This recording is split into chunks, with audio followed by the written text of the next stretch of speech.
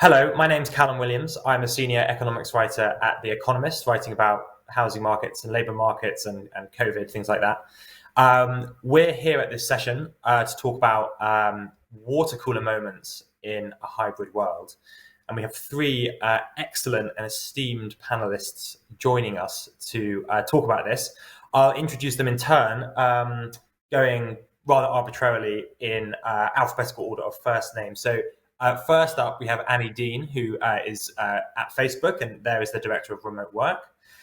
Second, we have Cal Henderson from Slack. He's the co-founder and CTO of Slack. And then last but not least, Daisy Linden, who's the director of employee experience at Coinbase. So I'm sure you'll agree, a great panel to be talking about this.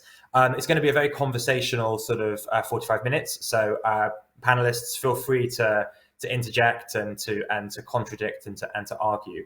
I suppose one thing I'd be interested to start with, and this is a rather self-interested question because I'm writing an article about this at the moment, is do you think that water cooler moments as a concept and as an idea are an underrated idea or an overrated idea? And I'll whoever wants to answer that question first can jump right in. I'd love to jump in on this because I don't know what Cal and Daisy think, but I think water coolers are getting a serious ego. I think, in the media, when we're talking about water cooler moments, what we really mean is the conditions for innovation at work. And I think the research shows us that water coolers never really drove innovation. So the seminal study on water coolers is from the 1980s. Tom Allen found that, at MIT, found that water coolers did drive random connections between people, but the sort of value of that dries up after 25 to 50 meters. And who sits within 25 to 50 meters of you in the office? It's somebody who's doing work like you, somebody who has information that you already have. So it's not this grand sort of scheme for ideation and innovation in the way that talking about water coolers in the media has meant through this pandemic period. And I think when we start talking about water cooler moments, we start to get quickly into this fear-based discussion about what we're going to lose as we start pivoting away from this sort of telephone booth era habit. And I think the more important thing to talk about is, the opportunity for innovation here. Because again, if we're talking about the conditions for innovation, I don't think we've ever been in an environment where there are better conditions for innovation at work. We're no longer constrained by kind of the ideas that we can encounter within four walls. We can get exposure to any idea through technology. And even more than that, we can meet any person, we can learn from any person. Even in preparing for this panel and thinking about like what the water cooler research landscape is, I can quickly reach out to any person who has been a thinker in this space before with, one LinkedIn message or one message through Facebook. So I think that there is a real opportunity to untether ourselves from kind of the fear of what we're losing and focus more on what we can gain, especially in this environment that really demands innovation, where we're facing a global pandemic, we are facing climate change. That's just two issues of the things that we're facing. So I really think it's a moment to rise to the challenge. And Cal and Daisy, are you with me on water coolers? Are we pro or con? I think I'll disagree with you a little bit there, Annie. I think most of what you said, is hard to disagree with. However, I think that the name water cooler is always misleading, right? But it's about serendipitous conversation and not talking to your direct team, not talking to your manager, not talking to people who work for you, and not talking to your peers, but talking to other people around an organization. And it is both more possible than ever and feels more imposing than it ever has before. Because we have lost those moments of being in an elevator, waiting outside a meeting room, sitting next to somebody at lunch. And you can reach out to anybody on LinkedIn, you can send anybody an email, and it feels like an imposition, and that feels formal, and it's asking something of people's time in a time when people feel like they have less time, less autonomy than they ever have before. And so I think we have to be very intentional about making space for those kind of connections. And some of that is internal within organizations, some of that is between organizations. Just because the technology is there doesn't mean that the opportunity or the permission is there. And I think that that's one of the important parts that we lost is strong, right? Because the way we work is always evolving. And when organizations, at the beginning of the pandemic, when organizations switched to being fully remote, what we mostly saw was that organizations kind of lifted everything that they did in the office and put it online. And if that had happened a decade before, it would have been a big failure because the technology wasn't there. But what did happen was people were able to lift all of their meetings and put them on Zoom and take some of their office conversations and move that to online tools, things like Slack. But that worked really well for the formal processes, worked less well for the informal processes. And it's definitely recoverable. We don't, like, to be clear, we don't all need to go back into an office to make this possible. But I think as leaders need to make space for this to happen, and it's not clear exactly what form that will take yet. And I think it is a danger in the move to being remote and in the move to hybrid that organizations will undervalue how important making space for those kind of things is in the process of innovation, as you say.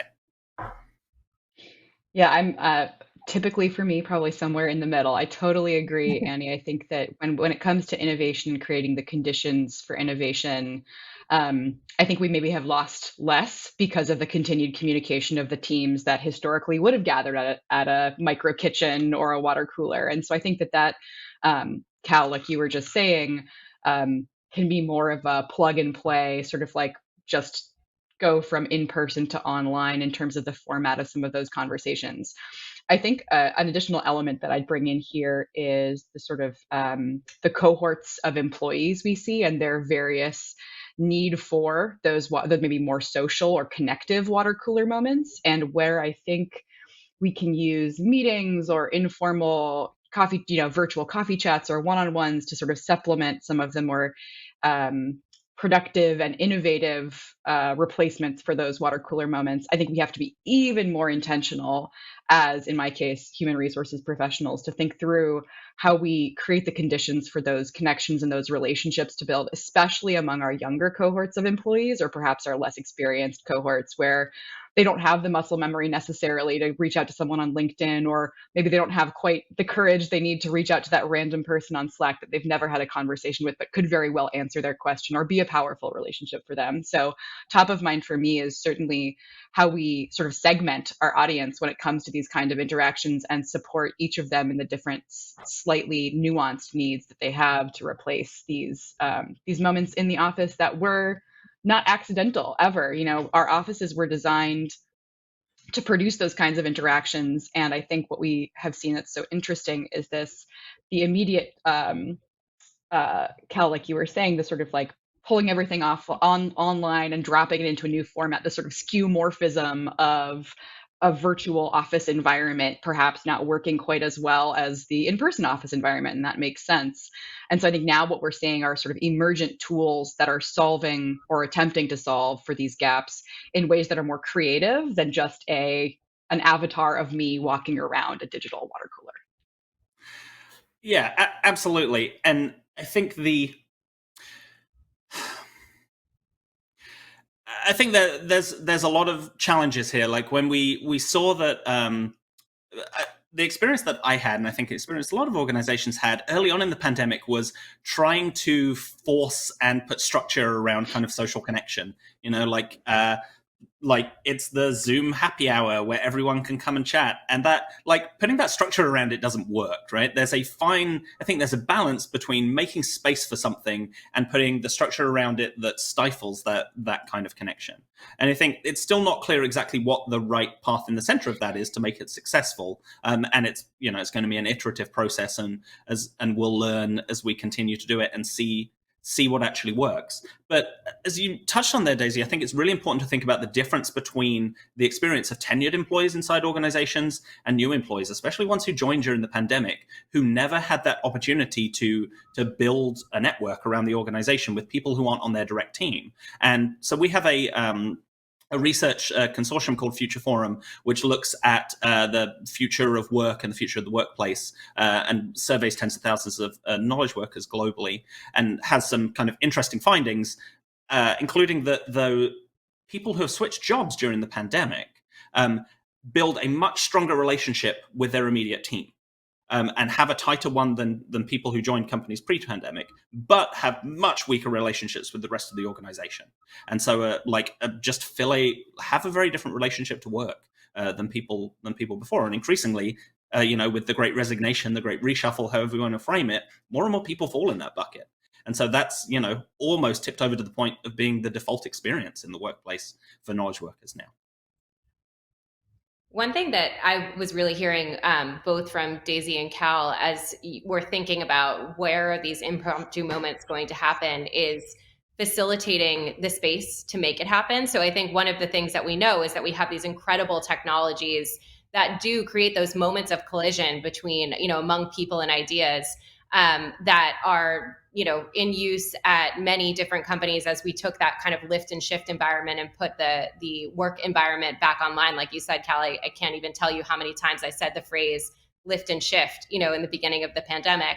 And I think one element that we're still missing is this space and time, whether it's a new employee who's intentionally kind of being facilitated through the development of important relationships, or it's your everyday employees who are more tenured or have more experience at the company. How do we give them enough time back to really decide and create the space to make new relationships and encounter new ideas?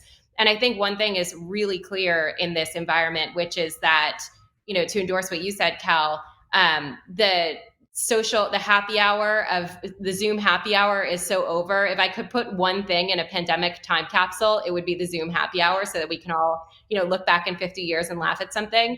And so we have to think about how to create that space in the context of our everyday and make sure that we're not treating relationship development and being social as this separate time-bound activity, because we just don't have enough time to do that in this environment. Yeah, I think that's totally true, and it touches also on this kind of formalizing of the workspace. Like if you think about the history of the office, it's it's a social activity as well as a work activity, and there was this kind of a decade ago this weird tension between the way you communicate formally, writing in the past, email for like the last 30, 40 years is very formal and is not the way you ever talk to your coworkers. And I think because of the rise of kind of messaging in the consumer space, products like Slack as well, of the kind of the informalizing of workplace communication, I think is an important part of making space for that when we're kind of virtual distributed, of allowing people to communicate using digital tools in the way that they would have in person, which was a lot more playful, a lot more informal, a lot more kind of embodying the culture of how a particular person or a particular team worked. And I think that's also important to allow the team level culture and organization level culture to thrive in team communication. Because when that doesn't happen, it very much separates the idea of like formal work from relationship building and that kind of that important work that drives water cooler moments and ultimately innovation. Cal, what that brings up for me is the notion of sort of bottom up relationship building versus top down, and how as enterprises, especially, Slack and Facebook are bigger than Coinbase, but Coinbase is, growing quite quickly. There's very little that we could or should do from an enterprise level that's going to work for every person, every team, and every subset of employees. And so one of the ideas I've been really thinking about a lot is how we identify and amplify these sort of social or connective desire paths that we see our employees forging themselves. So whether those are interest-based Slack channels or local grassroots organized happy hours where it's safe to do so, how can we support these as a company? So we're rejecting the sort of notion of forced fun and the Zoom happy hour, and instead empowering and leveraging employees' own desire to connect in these ways, and making sure they have what they need from a time, space, and funding perspective in order to do so. And I think we're just at the very beginning of that, because we're still sort of in this mid sort of back and forth period of the pandemic, where one week it might feel safe to gather employees in a city for a happy hour, and the next week it might not. And we expect that to continue for the next 1 to 2 years. And so for me, that poses a really interesting challenge, which is, let's design for the employee experience we believe we're going to have for the next 18 to 36 months, as opposed to waiting for this ideal future state where COVID is a more, part of our everyday experience that we've acclimated to better than we have.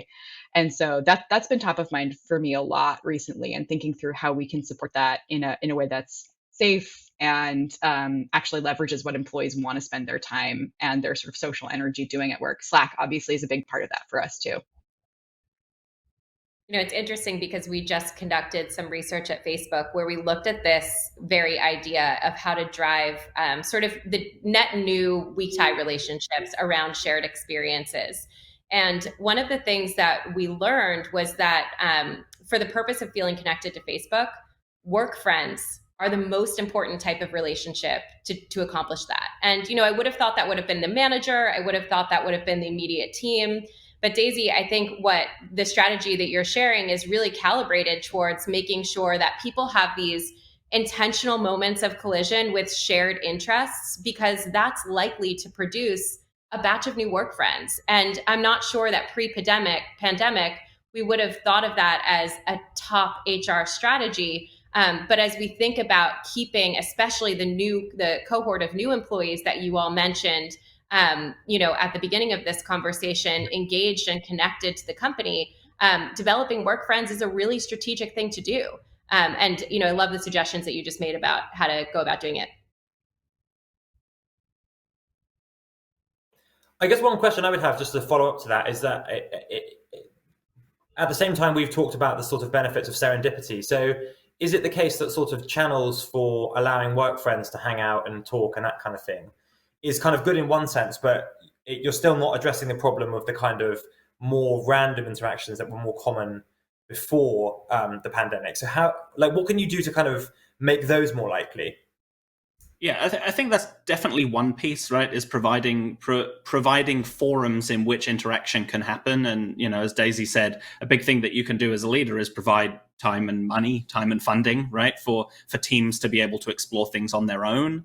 And it, in this era, encourage experimentation.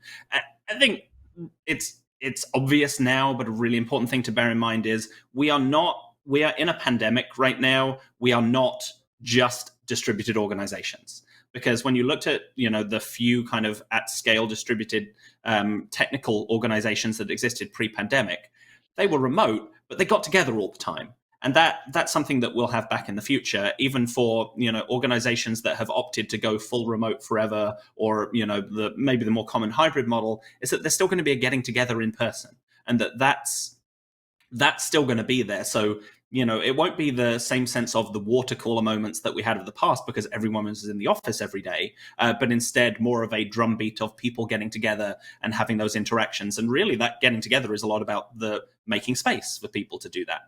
In the meantime, while we're still in a, depending on the city or the country in which you're operating, it feels like we can't do that, or we can't do it as much as we'd want to, then figuring out what the equivalent of offering those opportunities and those spaces online are. And Daisy is absolutely right. Like, top down from an organizational perspective, it just doesn't work. If you're like, here is the enforced fun hour, this will be the structure of the fun. But at the same time, it's not like everybody has the answers to these. None of the leaders across our organization were pandemic distributed worker leaders with tons of experience, because nobody had experience about doing that prior to coming into this. And so I think, as well as like space and money, a lot of it is about encouraging people to experiment and try, because we haven't found the perfect way to do this, nor does the perfect answer exist for a whole organization. It's going to be different for different teams. And I think giving people permission and pushing people to try new things is what's been worked for us as an organization. And sometimes that happens on the team level.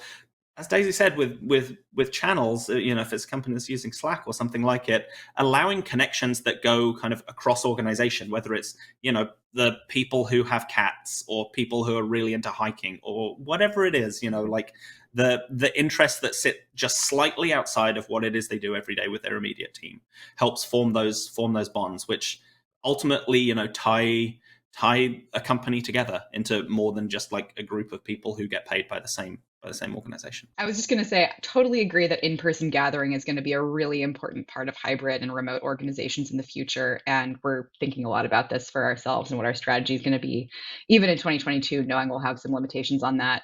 But maybe kind of a dark horse answer as a representative of one of three technology companies in this conversation is I actually think that office spaces in a hybrid future could be a very interesting solution to this in maybe an unexpected way, which is as we hire, Coinbase is hiring anywhere, and in all of the countries we operate, we're now hiring almost every single role in any city, wherever you might be. And we're looking for ways to support our employees who want to work in more of an office environment, less of their bedrooms. And as we think about how we can do that more flexibly, what we're going to get is a pretty random sample of our employees and of our teams pulling together in these offices, whether we're talking about Topeka or Brooklyn or Kansas City or any of the countries in any of the cities in any of the countries where we operate. And I think it's kind of an interesting and maybe under examined way we might bring these random collisions back into the employee experience, because the odds are you're not going to be sitting in an office next to your boss or with a critical mass of your teammates. You're going to be with someone from finance, someone from product, someone from engineering, and someone from HR, and they're all going to be sitting next to each other. And you're going to be the people who might go out for a happy hour drink after work, and that actually may never have happened in the old paradigm. So I think there might be an interesting solution here that we sort of stumbled across, which is just around supporting employees to work in this new way, which may have a fringe benefit of producing some of these collisions as well. Yeah, I think that is both true, and also it's a good illustration of a bias that I think a lot of organizations, including ours, have of a concentration on physical infrastructure. And like through the history of my career, I've thought a lot about how our offices are set up, how our physical spaces are, what facilities we give to our employees, and how that feels, far more than I've spent thinking about the digital equivalent and what a digital headquarters and a digital set of tools and a digital experience for employees looks like. So I think it's not a criticism of you, Daisy, because I've thought exactly the same way. Even though we produce tools, which are part of people's digital headquarters, and I think that is going to be a slow shift for leaders. I think of a lot of organizations, but an important one of like the office is no longer the most obviously now, but even in the post-pandemic hybrid world, the office is no longer the core piece of infrastructure that brings your company together and brings your organization together. That is an amalgam, perhaps, of the office and the digital environment, but especially the digital environment. And that's where people are spending their time now. They're not in an office every day, even, not everybody is, but they're all in their tools. And those tools are the way they connect to, relate to their coworkers and experience employment at an organization as well. It is, through the little squares on the computer.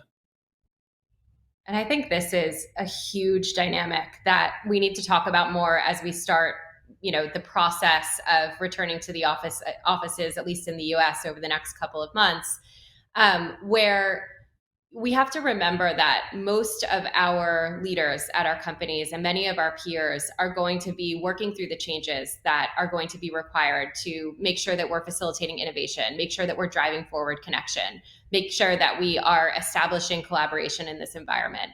And many of those ideas are going to be informed by our experience as office workers and the fact that we built our careers in the context of offices.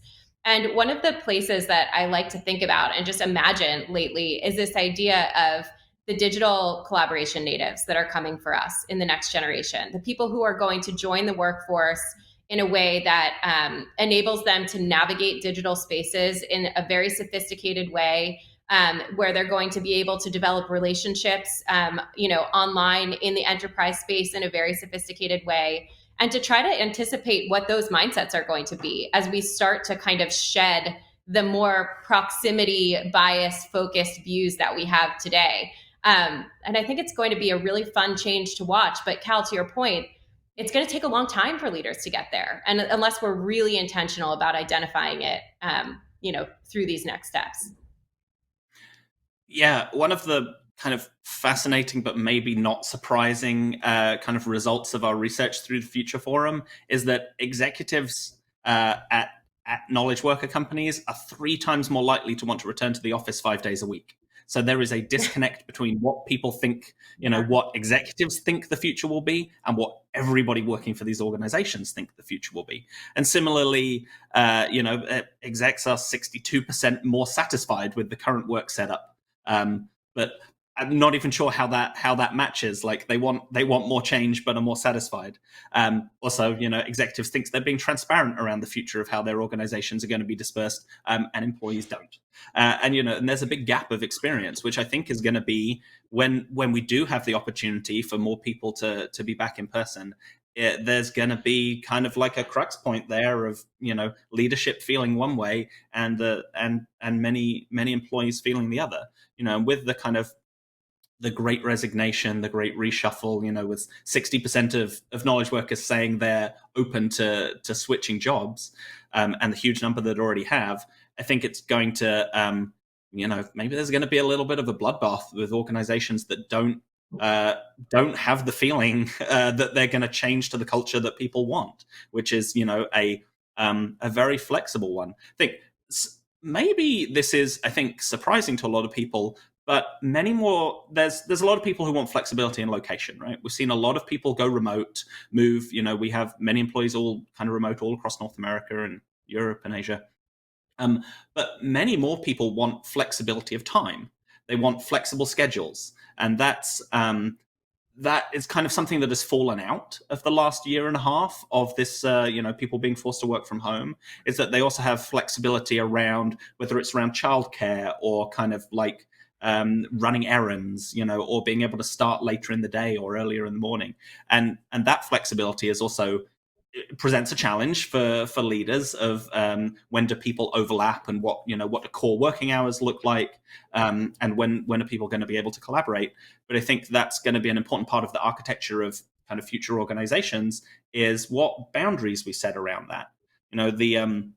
The whole kind of 5-day work week, 40-hour work week is less than 100 years old, right?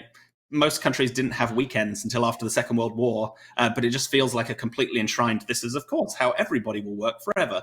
And I think we're going to start to actually see some disruption to the kind of global schedule of work post-pandemic. I think it's happened already, it's just not nearly as visible.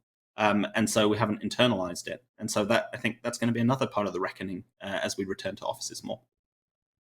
So interesting to think about the potential for an echo reshuffle after we go back to offices. That we've experienced this with the sort of first wave of declarative future of work statements we've heard from executives and leaders and employees reshuffling themselves accordingly.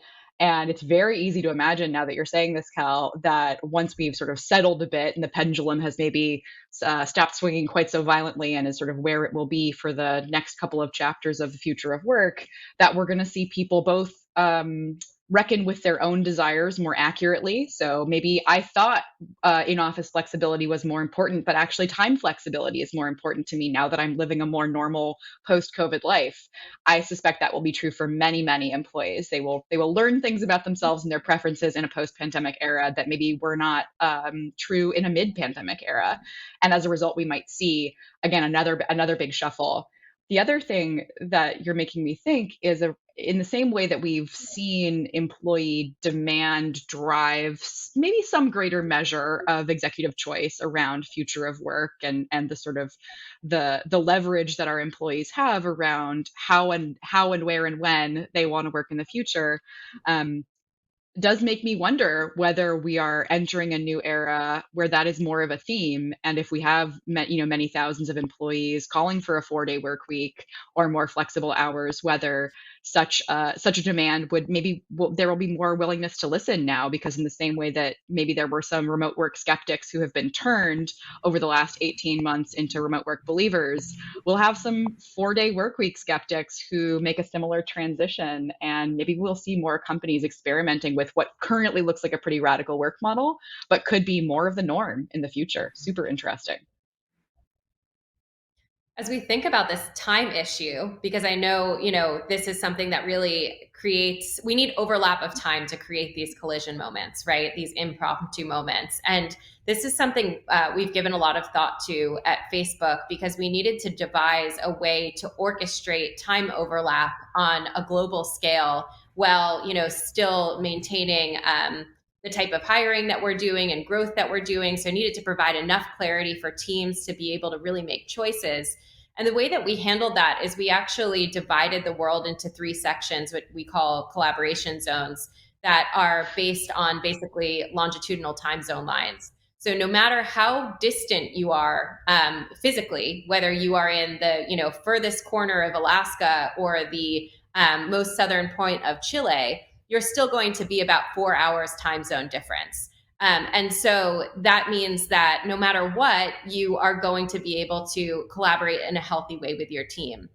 And that also helped us understand how important it is to, build out these global regions as we move forward into the next stage to really support a healthy, for instance, remote workforce. So, we'll see, I think our message, and going back to what you had said earlier, Cal, about experimentation and iteration and learning, I think we're definitely still in an experimental and learning phase with this strategy, but it was interesting how clear it was to us that we needed to create those time bounds in a scalable way. Yeah, I think similarly for us, that's one of the things that we kind of put in place is, flexibility of time, flexibility of location, but within boundaries, because we already have a lot of experience of how difficult it is to work like across a 10-hour or 12-hour time zone boundary. That's just incredibly tough. And you do need that. You need some amount of overlapping time, right? And the whole of North and South America conveniently sits all within enough time zones for that to work.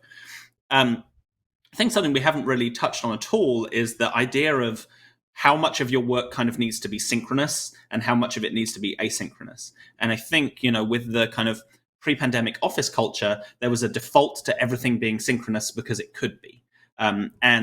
We've all heard complaints of companies with meeting cultures that are out of control, and the same has definitely happened in a pandemic world of just meetings, expand to fill all available space. And, when that's the only tool that you have, you use meetings for everything.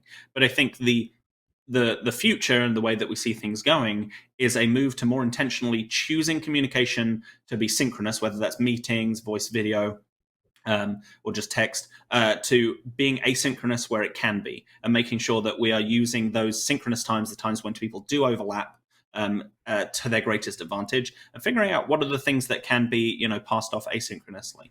And so, set of tools that allow you to do that is pretty important. But even more than that is probably cultural norms around what are the things where we absolutely need to have synchronous communication, and what are the things where async actually works better for people, because you can, people who are working at different hours or split shifts can come in and catch up with what was going on and be just as effective as if they were all there in person without having necessarily the same exact time constraints of everybody being synchronous all the time. In terms of communication being asynchronous and synchronous, and also in terms of kind of the going back to the serendipity question that started the conversation, in any organization, there will be a bunch of people who are probably often fairly senior, who really don't have much incentive to kind of engage in any of this stuff because they've established their networks, they're senior, they're already earning a lot of money, and so on. Whereas people who are just starting out their careers are much more interested in collaborating with other people in the organization to expand their network and so on. So there's a real disconnect there, I guess, in demand for collaboration and for communication. For those people who are kind of a bit resistant to kind of go with this new way of working, what does one do as either as a boss or an HR executive or whatever? Is there a way of kind of, do you force them to do things? Do you coax them? Like, how do you get them involved? Yeah, this isn't an answer to your question, but something that it touches on that's really important is the idea of, if leaders are in the office and other people aren't, it creates a weird incentive for people to, like, if you want to get ahead, you have to be in headquarters. And I feel like, this is something that happened pre-pandemic, pre-distribution, where it mattered which office you were located in, because you wanted to be in the headquarters globally, because, proximity to power gave you a lot more opportunities. And I think there's a real danger that's a failure mode for organizations. I think we as an organization tried to be very intentional about that, and shortly into the pandemic started hiring leaders and executives spread around the world so that we had much less of a concentration in one place, so we could be intentional about that. But I still think it's a very likely failure mode for a lot of organizations when the office is available again, that you're just so advantaged by being in one single place that the kind of the opposite of what you suggested, that there isn't a lot of kind of motivation for, say, executives to change the way they work, because it's self-reinforcing that it keeps working, and look, they're surrounded by people who want to come into an office, and so actually that's a great experience. And I think that's something that a lot of organizations are going to have to contend with. And I think it's all about navigating the change management around equity, and doing that in a data-driven way. And when we're thinking about equity among those people who choose to be primarily office-based and those people who are working outside of the office, I think we're thinking about it in two ways. We're looking at these kind of everyday moments and the experience of the everyday and where inequity might exist in those everyday moments, as well as the long arc of one's career. So, in terms of the everyday moments, we are looking at what we call experience metrics. So we're looking at kind of self-reported data across productivity, collaboration, connectedness, and ability to disconnect. And we're also doing qualitative listening for that everyday experience, especially as people start to return back to the office and those who are dedicated remote workers, to understand, what are the friction points? What are the areas of where you feel disadvantaged, or where you feel that leadership or your team members aren't endorsing you, so that we can discover, especially those people who have other types of diversity as part of their identity, and making sure that we're really giving a platform to making sure that we're addressing those potential challenges.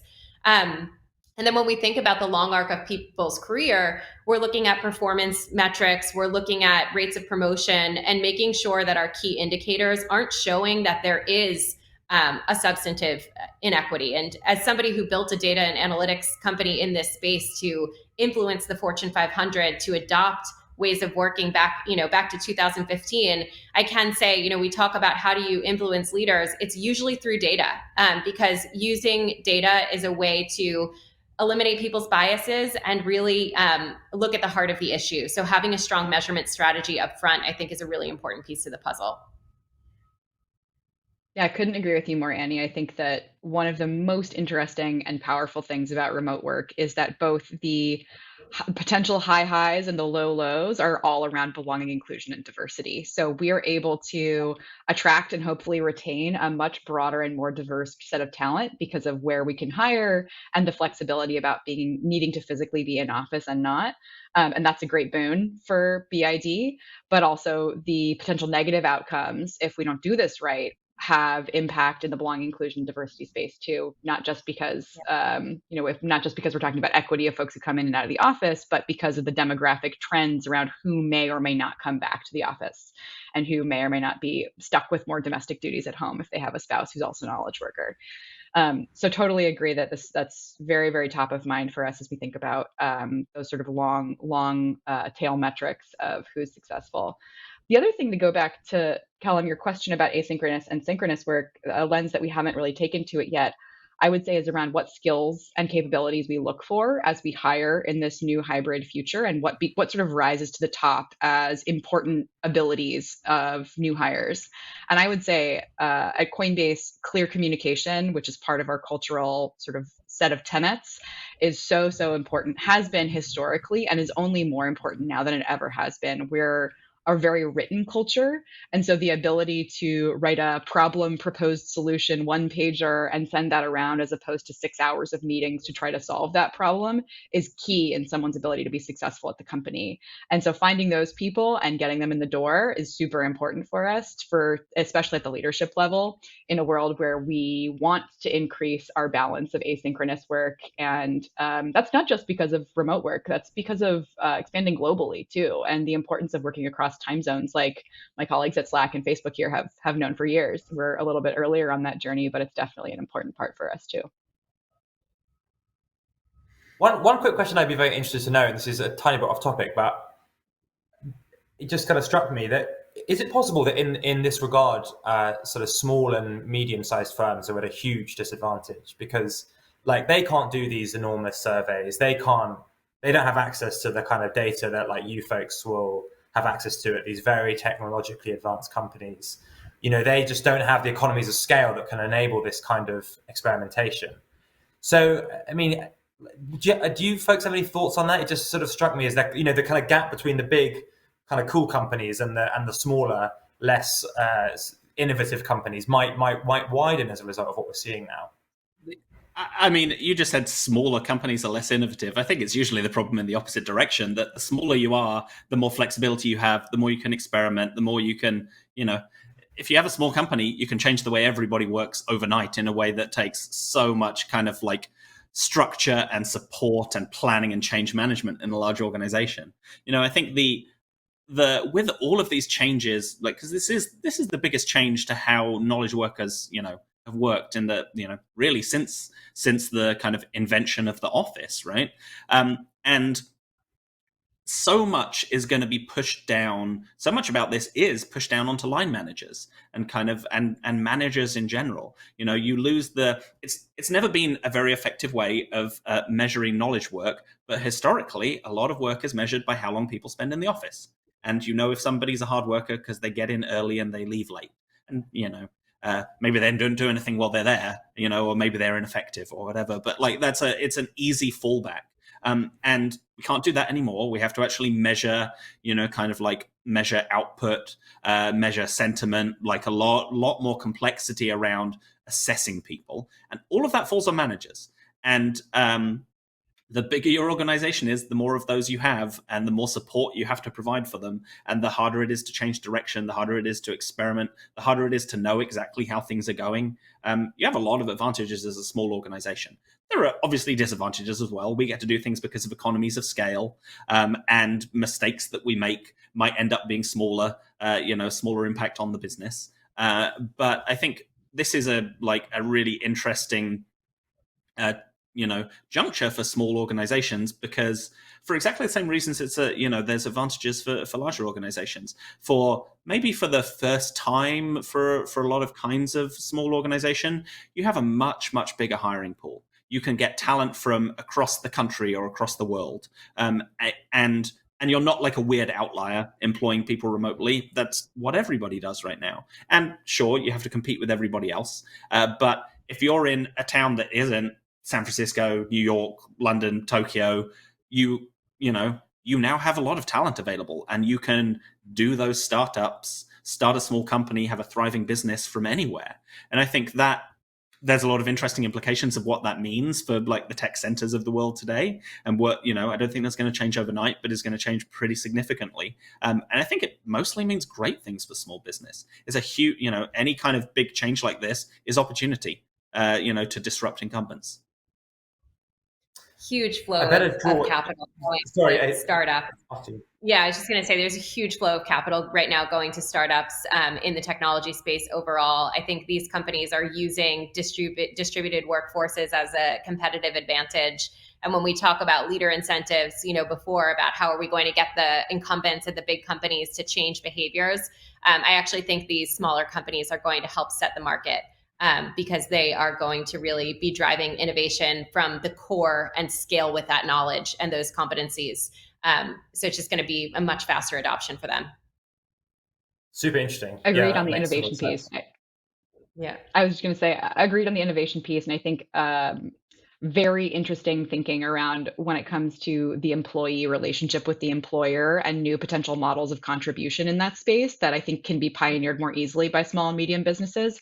We obviously have more structure in place as larger organizations, but if you're not only a distributed worker, but if you only want to work half time, but you still want to be an FTE, or maybe you're okay with being a gig worker, maybe we'll see the rise in people having slightly more loose or casual relationships to their employers in the future because they don't have to be in an office every day. And I think small, medium businesses have the opportunity to be a little bit more creative and innovative with that, try new things in ways that maybe large companies will have a harder time doing.